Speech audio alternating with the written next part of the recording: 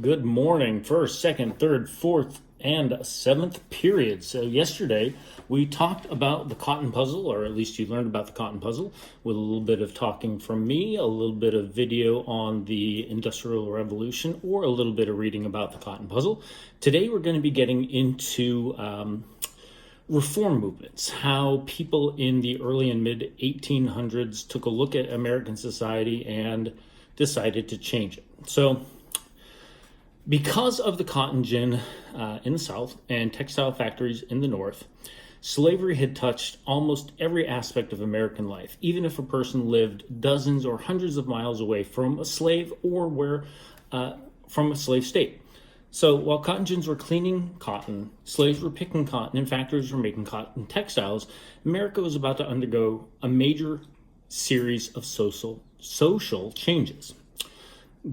During the 1830s, starting largely in New York and spreading outward, Americans experienced a rebirth of connection to religion.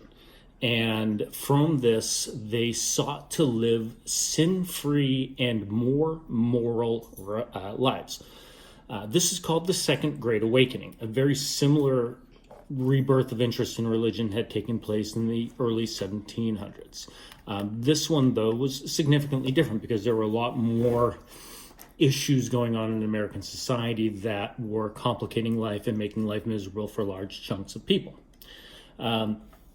So this interest in religion and living a sin-free and moral life led Americans to look at how they lived and in what ways they could change American society or to reform it in order for it to be more moral, more along lines of right and wrong, and to be more free of sin.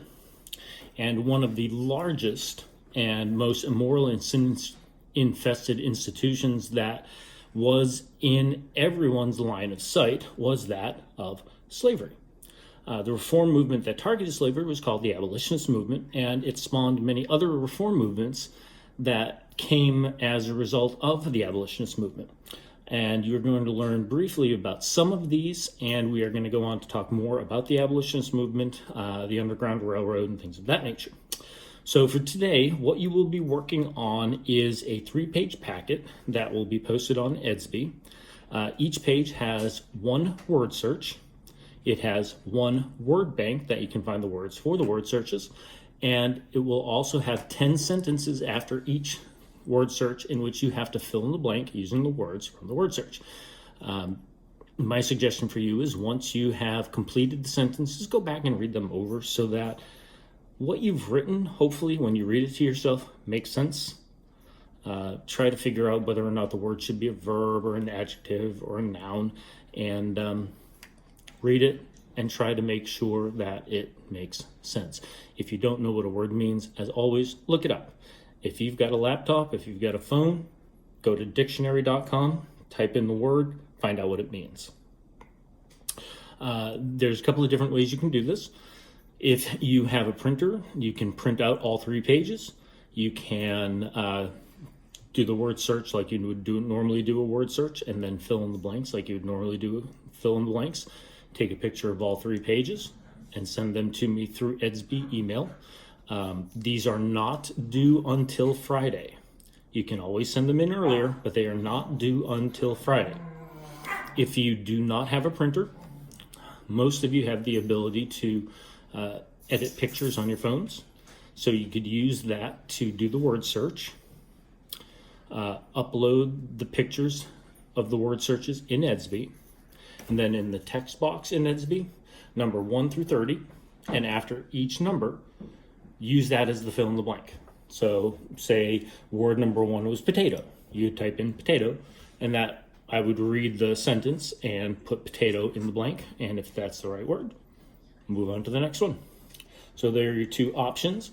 On Edsby, you will find links to this video. So hopefully you clicked on it and that's how you got here. You will find a link to Crash Course U.S. History Reform Movements. I recommend you watch that. It gives you a little background on all the things you're going to be reading about, as well as the 3-page Reform Movements, word search, and fill in the blanks. If you have any questions, drop me an email, and I will help you out as best I can.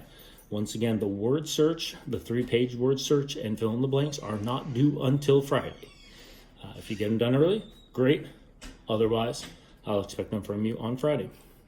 Other than that, I hope you are having a great day, staying out of trouble, and not going too stir crazy. Take care.